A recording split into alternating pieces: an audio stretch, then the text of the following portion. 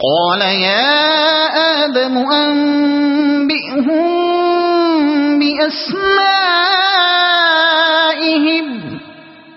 فلما أنبأهم بأسمائهم قال ألم أقل لكم إني أعلم غيب السماوات والأرض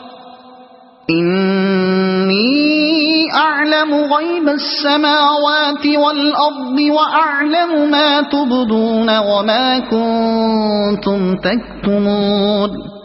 پھر اللہ نے آدم سے کہا تم انہیں ان چیزوں کے نام بتاؤ۔